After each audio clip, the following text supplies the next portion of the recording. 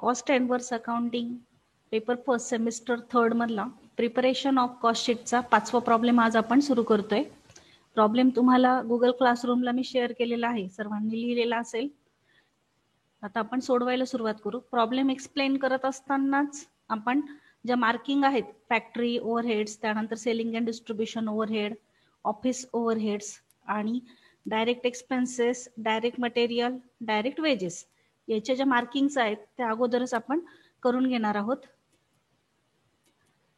First item आहे opening stock of process material. Process material म्हणजे ज्यावर आपण प्रक्रिया करतो, म्हणजे थोडक्यात तो काय आहे, रॉ मटेरियल आहे ज्याच्यावर प्रोसेस करायची आहे. प्रोसेस मटेरियल जे आहे ते आहे 25,000 रुपये. सुरुवात आपण ओपनिंग स्टॉकनेच करणार आहोत. म्हणजे ह्या प्रॉब्लेम मध्ये cost of material consume calculate करावा लागेल. ओपनिंग स्टॉक आला प्रोसेस मटेरियलचा, रॉ मटेरियलचा, तर याचा अर्थ आपल्याला कॉस्ट ऑफ मटेरियल कंझ्युम काढायचा असतो. आणि कॉस्ट ऑफ मटेरियल कंझ्युमचा जो फॉर्म्युला आहे तो आहे ओपनिंग स्टॉक अगोदर घ्यायचा, त्यामध्ये परचेसेस असतील तर ते ऍड करायचे, त्यानंतर expenses on purchases like freight, carriage, octroi duty etcetera ते ऍड करायचे, त्यानंतर क्लोजिंग स्टॉक असेल तर तो लेस करायचा, स्क्रॅप सेल केलेला असेल तर तो लेस करायचा, आणि परचेसेसची रिटर्न्स वगैरे असतील तर ते लेस करायचे असतात. त्यामुळे याशी रिलेटेड जे आयटम आहेत ते सर्व cost of material consume calculate करताना घ्यावे लागतील. मग फर्स्ट जो ओपनिंग स्टॉक आहे त्याला मार्किंग करा डीएम ची. आपण डायरेक्ट मटेरियल मध्ये घेणार आहोत किंवा कॉस्ट ऑफ मटेरियल कंझ्युम काढताना घेणार आहोत. त्यानंतर वेजेस आहेत डायरेक्ट, म्हणजेच डायरेक्ट वेजेस आहे, डीडब्ल्यू ची मार्किंग करा. Then rent and taxes, rent and taxes,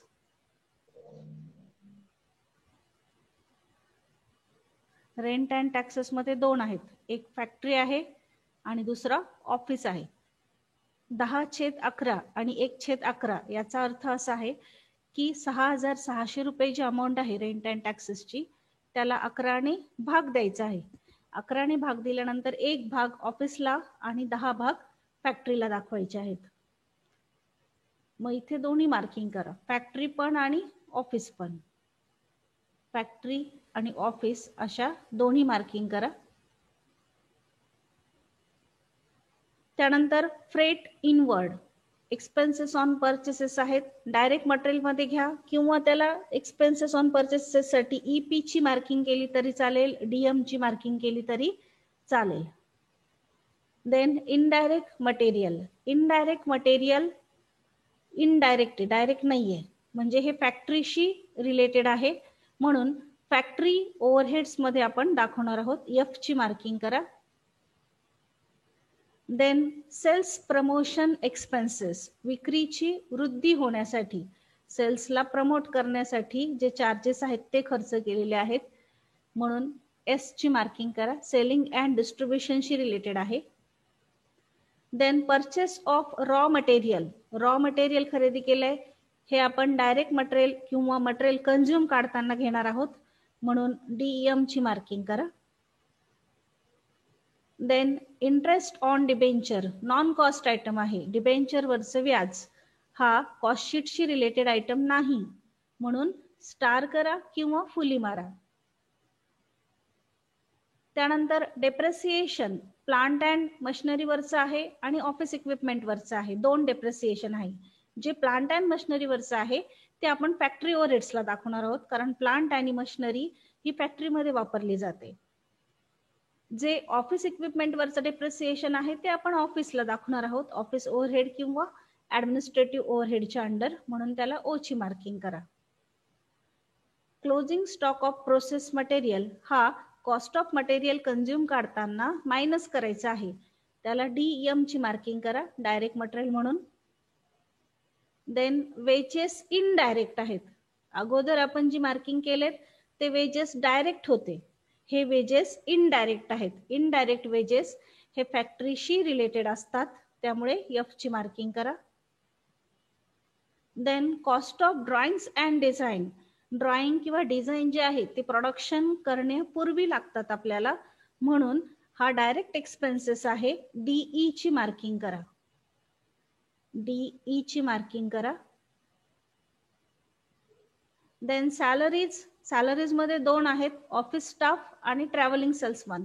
office स्टाफची जी सॅलरी आहे ती ऑफिस ओव्हरहेडच्या अंडर दाखवावी लागेल, म्हणून ओ ची मार्किंग करा. आणि ट्रॅव्हलिंग सेल्समन आहे म्हणजे सेलिंग अँड डिस्ट्रीब्युशनशी रिलेटेड खर्च आहे, यस ची मार्किंग करा. त्यानंतर प्रोडक्टिव्ह एक्सपेन्सेस डायरेक्ट एक्सपेन्सेस आहेत, म्हणून डीई ची मार्किंग करा. प्रोडक्टिव्ह आणि प्रोडक्शन ह्या दोन्हींमध्ये फरक आहे. प्रोडक्शन जर म्हटलं असतं तर आपल्याला फॅक्टरीमध्ये घ्यावे लागले असते. हे प्रोडक्टिव्ह एक्सपेन्सेस आहेत, म्हणून ते आपण डायरेक्ट एक्सपेन्सेसला दाखवलेत. त्यानंतर defective material return, process material म्हटलंय पुढे, डिफेक्टिव्ह निघालं मटेरियल ते आपण परत पाठवलंय, मग मायनस होणार आहे डायरेक्ट मटेरियल कॅल्क्युलेट करताना, म्हणून डीएम ची मार्किंग करा. Then other work on cost, work शब्द आलाय, वर्क शब्द आला म्हणजे फॅक्टरीशी रिलेटेड आहे. इथे अदर जनरल ऑन कॉस्ट म्हटलं असतं तर ऑफिसशी रिलेटेड असतं, हा फॅक्टरीशी रिलेटेड आयटम आहे, म्हणून एफ ची मार्किंग करा. देन ऑफिस ओव्हरहेड ऑफिसशी रिलेटेड आहे, ओ ची मार्किंग करा. मॅनेजर्स रेम्युनरेशन, दोन मॅनेजर आहेत, एक वर्क मॅनेजर आहे, एक ऑफिस मॅनेजर आहे. जो वर्क मॅनेजर आहे तो फॅक्टरीमध्ये काम पाहतो, त्यामुळे एफ ची मार्किंग येईल. आणि जो ऑफिस मॅनेजर आहे त्याला रेम्युनरेशन दिले, तो खर्च ऑफिसशी रिलेटेड आहे, म्हणून ओ ची मार्किंग करा. वर्क मॅनेजर्स रेम्युनरेशनला एफ ची मार्किंग करा, ऑफिस समोर ओ ची मार्किंग करा. Then productive wages due but not paid, outstanding आहेत, हे डायरेक्ट वेजेसला येतील, डीडब्ल्यू ची मार्किंग करा. देन इररिकव्हरेबल डेब्ट्स म्हणजे बॅड डेब्ट्स, सेलिंग अँड डिस्ट्रीब्युशनशी रिलेटेड आहे, यस ची मार्किंग करा. सेल्स आपण लास्टला दाखवणार आहोत. देन डेप्ट कलेक्शन चार्जेस म्हणजे उधारी गोळा करण्यासाठी पैसे दिलेले आहेत, हे सेलिंग अँड डिस्ट्रीब्युशनशी रिलेटेड आहेत, यस ची मार्किंग करा. Advance payment to income tax वैयक्तिक असतो आणि त्याचं पेमेंट केलेलं आहे ऍडव्हान्स मध्ये, हा नॉन कॉस्ट आयटम आहे, त्यामुळे स्टार किंवा फुली करा. आणि last but not list selling on cost 3,900 रुपये, सेलिंग अँड डिस्ट्रीब्युशनशी रिलेटेड आहे, म्हणून यस ची मार्किंग करा. पुढे सांगितलंय प्रिपेअर अ कॉस्ट शीट, आपल्याला शुभम लिमिटेड मध्ये कॉस्ट शीट तयार करायचं आहे आणि त्याला जे वर्ष दिलेलं आहे ते कॅलेंडर इयर आहे, बघा वरती, following data available from Shubham industries for calendar year ended 2019. Calendar year डिसेंबरला संपत असतं, त्यामुळे तारीख टाकताना 31 डिसेंबर 2019 अशी कॉस्ट शीटला तारीख टाका. मार्किंग आपण करून घेतलेले आहेत सर्व. आता सोल्युशनला सुरुवात करू. कॉस्ट शीट टाका, वरती नाव द्या in the books of Shubham limited किंवा Shubham industries limited, statement of cost for the year ended 31 December 2019, 3 column करा, पर्टिक्युलर अमाउंट रुपीज. स्टेटमेंट आखलेला आहे आपण, in the books of Shubham industries limited, statement of cost for the year ended 31 December 2019, particular inner column and outer column. सुरुवात करताना अगोदर cost of material consume काढायचं आहे आणि कॉस्ट ऑफ मटेरियल कंझ्युम काढण्यासाठी ज्या मार्किंग आहेत त्या डीएमच्या मार्किंग केलेल्या आहेत. डीएमच्या मार्किंग चेक करायच्या, त्यानुसार कॉस्ट ऑफ मटेरियल कंझ्युम काढायचा. कॉस्ट ऑफ मटेरियल कंझ्युमचा फॉर्म्युला सर्वांना माहिती आहे. आधी ओपनिंग स्टॉक घ्यायचा आहे, त्यामध्ये परचेसेस ऍड करायचे, त्यात एक्सपेन्सेस ऑन परचेसेस ऍड करायचे, त्यानंतर क्लोजिंग स्टॉक, परचेस रिटर्न किंवा डिफेक्टिव्ह मटेरियल रिटर्न हे मायनस करायचं आहे. डीएमच्या मार्किंग प्रॉब्लेम मध्ये पहा, त्यानुसार पोस्टिंग सुरू करूया. ओपनिंग स्टॉक आहे 25,000 रुपये प्रोसेस मटेरियलचा, त्याने सुरुवात होईल. त्यानंतर फ्रेट इनवर्ड हे एक्सपेन्सेस ऑन परचेसेस आहेत. त्यानंतर परचेस ऑफ रॉ मटेरियल दिलेला आहे 85,000 रुपये, तो ओपनिंग स्टॉक मध्ये ऍड करायचा. त्यानंतर एक्सपेन्सेस ऑन परचेसेस मध्ये फ्रेट इनवर्ड ऍड करायचे. त्यानंतर क्लोजिंग स्टॉक ज्याला डीएम ची मार्किंग केलेली आहे तो लेस होईल. डिफेक्टिव्ह मटेरियल ज्याला डीएम ची आपण मार्किंग केलेली आहे तो देखील लेस होईल. यावरून आधी cost of material consume calculate करा. फर्स्ट घ्या opening stock of process material, inner कॉलमला 25,000, त्यामध्ये ऍड करा purchase of raw material 85,000, add expenses on purchases, dash करून खालच्या ओळीवर फ्रेट इनवर्ड इनर कॉलमला 5,000, तिन्हींची बेरीज करा 1,15,000, 1,15,000 रुपये. त्यातून लेस करा closing stock of process material, closing stock of process material 35,000 inner कॉलमला, less defective material return, dash करून प्रोसेस मटेरियल समोरच लिहा, इनर कॉलमला 5,000. 1,15,000 रुपये जी बेरीज आलेली आहे opening stock, purchase of raw material आणि expenses on purchases means freight इनवर्डची 1,15,000 रुपये. त्यातून closing stock of process material आणि डिफेक्टिव्ह मटेरियल रिटर्न या दोन्हींची बेरीज म्हणजे 40,000 लेस करा. लेस करून जे आन्सर येत आहे त्याला म्हणा cost of material consume. Cost of material consume ते आलेलं आहे 75,000. कॉस्ट ऑफ मटेरियल कंझ्युम 75,000 रुपये आलेला आहे.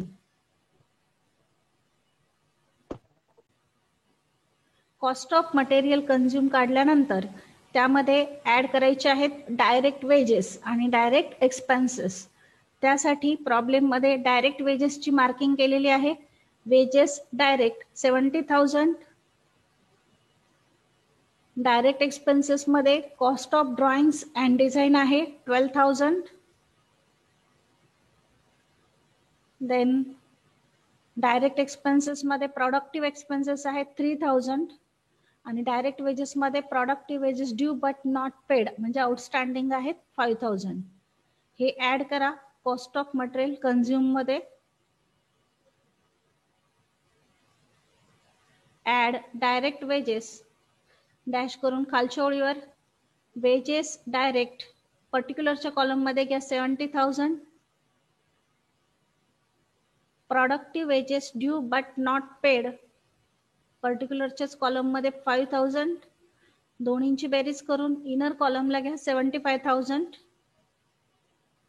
Add direct expenses, direct expenses मध्ये दोन आयटम आहेत, डॅश करून खालच्या ओळीवर cost of drawings and design पर्टिक्युलरच्या कॉलम मध्ये घ्या 12,000,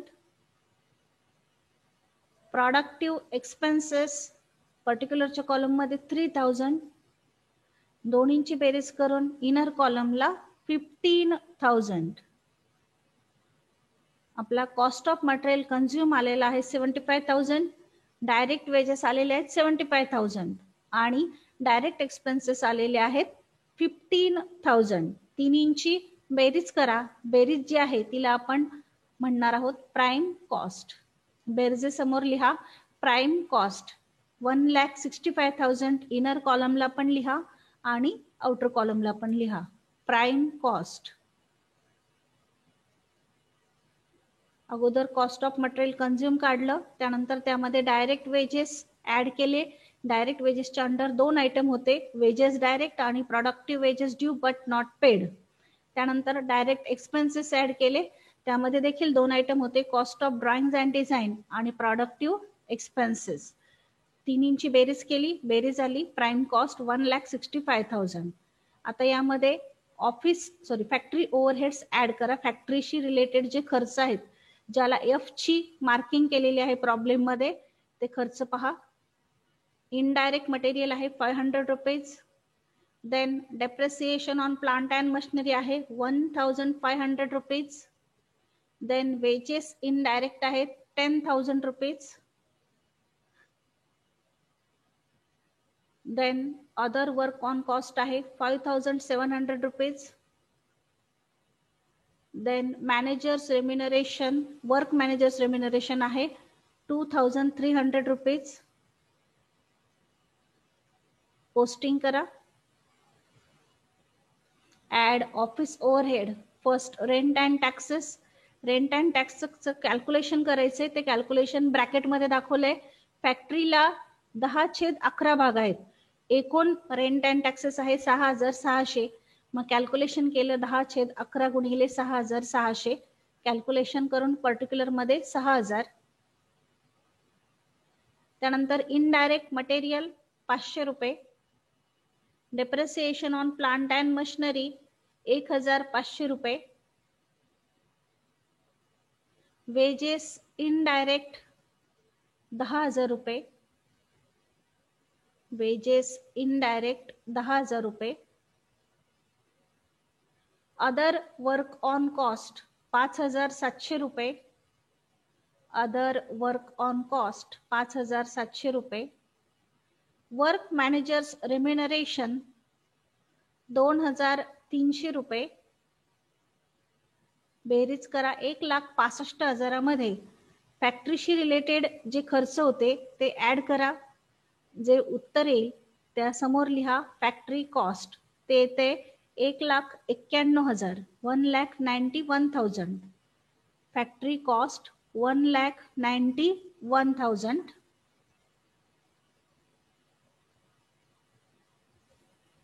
प्राइम कॉस्ट होती 1,65,000 रुपये. त्यामध्ये फॅक्टरीशी रिलेटेड जे खर्च होते ते आपण ऍड केले. Rent and taxes, indirect material, depreciation on plant and machinery, wages indirect, other work on cost आणि work managers remuneration. Factory cost आलेली आहे 1,91,000. ऍड ऍडमिनिस्ट्रेटिव्ह ओव्हरहेड्स म्हणजेच ऑफिसशी रिलेटेड जे खर्च आहेत ज्याला ओ ची मार्किंग केलेली आहे ते पहा. रेंट अँड टॅक्सेस ऑफिसचा आहे 1/11. 6600 1/11 भाग म्हणजे 600 रुपये येतील. त्यानंतर ऑफिस इक्विपमेंट वरचं डेप्रिसिएशन आहे 1000 रुपीज. त्यानंतर सॅलरीज आहे ऑफिस स्टाफची 2500. ऑफिस ओव्हरहेड्स आहेत 4900 रुपये. ऑफिस मॅनेजर्स रेम्युनरेशन आहे 6100 रुपये. पोस्टिंग करा ऍडमिनिस्ट्रेटिव्ह ओव्हरहेड्सच्या under. Rent and taxes in bracket office 1/11 into 6600 amount मध्ये 600. Depreciation on office equipment 1000. Salaries office staff, salaries dash करून ऑफिस स्टाफ किंवा ऑफिस स्टाफ सॅलरीज असं लिहिलं तरी चालेल 2500 रुपये. ऑफिस ओव्हरहेड्स 4900 रुपये. ऑफिस मॅनेजर्स रेम्युनरेशन 6100 रुपये. टोटल करा. फॅक्टरी कॉस्ट 1,91,000 होती. त्यामध्ये हे ओव्हरहेड्स ऍड करा. कॅल्क्युलेशन करून कॉस्ट ऑफ प्रोडक्शन आलेली आहे 2,06,100 रुपये. 2,06,100 रुपये.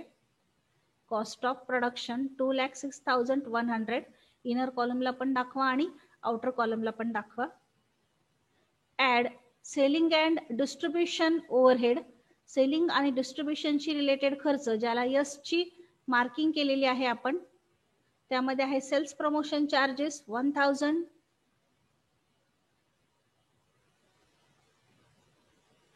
Then salaries to travelling salesman 3000. Then irrecoverable डेप्ट 1000. देन डेप्ट collection charges 1200 and selling on cost 3900. Add करा. Sales promotion charges 1000. Travelling salesman salary 3000.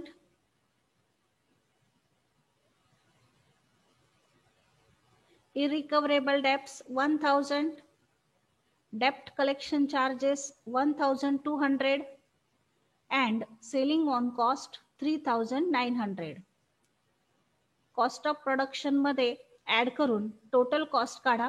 Total cost येते 2,16,200 रुपये. 2,16,200 टोटल कॉस्ट. एक ओळ सोडून सेल्स लिहा. सेल्स प्रॉब्लेम मध्ये दिलेले आहेत 2,60,000 रुपये. इनर कॉलमला पण आणि आउटर कॉलमला पण. 2,60,000तून टोटल कॉस्ट मायनस करा. Sales minus cost is equal to profit. So profit add करा. ऍड प्रॉफिट 43,800 रुपये. ऍड प्रॉफिट 43,800 रुपये. इनर कॉलमला पण ऍड करा आणि आउटर कॉलमला पण ऍड करा. इथे आपलं कॉस्ट शीट कंप्लीट झालेलं आहे.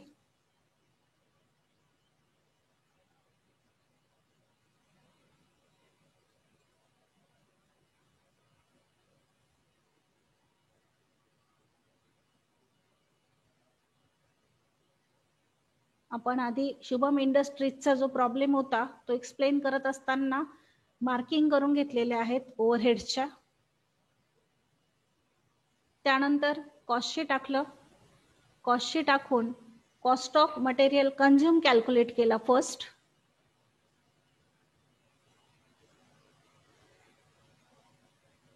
त्यानंतर डायरेक्ट वेजेस आणि डायरेक्ट एक्सपेन्सेस त्यामध्ये ऍड करून प्राइम कॉस्ट कॅल्क्युलेट केली. ती आली 1,65,000 रुपये.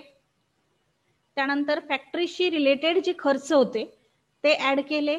ते ऍड करून वर्क कॉस्ट किंवा फॅक्टरी कॉस्ट ज्याला म्हणतो आपण ती कॅल्क्युलेट केली. ती आली 1,91,000 रुपये.